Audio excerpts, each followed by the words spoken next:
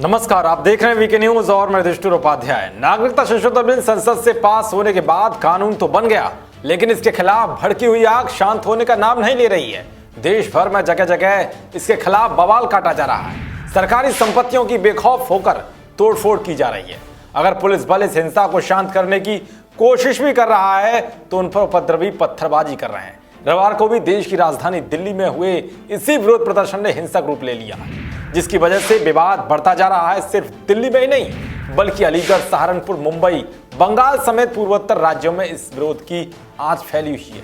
तो वहीं इस विरोध की आंच से खेलने वालों की राय है कि मोदी सरकार की ओर से लाए गए ये कानून संविधान के खिलाफ है और अल्पसंख्यकों के खिलाफ माहौल बनाता है। अब सवाल ये है कि मुस्लिम संगठन ही इस कानून से क्यों भड़के हुए हैं, और साथ ही सवाल ये भी है कि क्या एनआरसी लागू होने के दौरान ऐसा ही माहौल देखने को मिलेगा या फिर इससे भी उग्र, क्योंकि नागरिकता संशोधन कानून तो महज एक ट्रेलर है, असल पिक्चर तो एनआरसी है। इन सारे सवालों के जवाब जानने के लिए ध्यान से देखिए हमारी ये रिपोर्ट। दरअसल नागरिकता कानून से मुस्लिम संगठनों के भड़कने की सबसे बड़ी वजह यह है कि इसके तहत बांग्लादेश, अफगानिस्तान और पाकिस्तान से आए गैर मुस्लिम समुदाय के लोगों को भारत में रहने की इजाजत मिलती है। इसमें मुस्लिम समुदाय के लोगों को केवल दस्तावेजों के आधार पर ही नागरिकता मिलेगी। तो वही कई मुस्लिम संगठनों ने डर जताया है कि इससे अल्पसंख्यकों के खिलाफ माहौल बनाया जा रहा है। वो इसलिए भी क्योंकि अगर अभी सीएबी में सिर्फ हिंदू, जैन, सिख, ईसाई, पारसी, बौद्ध को जगह दी जाती है तो बाद में एनआरसी के तहत इसका सीधा असर मुस्लिम समुदाय पर पड़ेगा।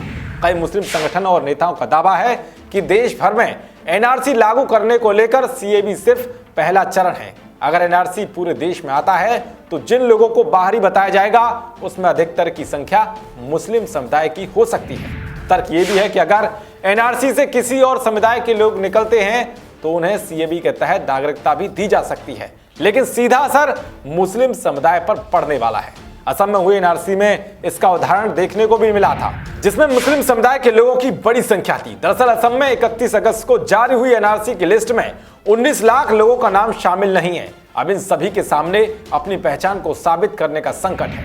अब आपको बता दें कि एनआरसी क्या है और इसके तहत किन लोगों को भारत की नागरिकता मिलेगी।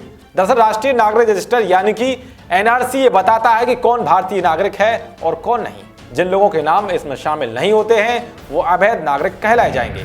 इसके हिसाब से 25 मार्च 1971 से पहले असम में रह रहे लोगों को भारतीय नागरिक माना गया है। एनआरसी लागू होने के बाद आपके पास 1951 से पहले का निवास प्रमाण, भूमि संबंधी कागजात या किराएदार record, passport, LIC policy, ration card और एजुकेशनल सर्टिफिकेट जैसे डॉक्यूमेंट की जरूरत है। अगर ये चीजें आपके पास हैं तो ही आप नागरिकता पाने के हकदार होंगे। खैर, अब देखना यह होगा कि सरकार एनआरसी को कब तक पूरे देश में लागू कर पाती है, और देखना यह भी होगा कि नागरिकता संशोधन कानून के विरोध में दहकी आग कब तक शांत होती है। आपको हमारी एक रिपोर्ट कैसी लगी कमेंट बॉक्स जरूर बताएं। देश और दुनिया की तमाम खबरों को पाने के लिए देखते रहिए वीके न्यूज। शुक्रिया।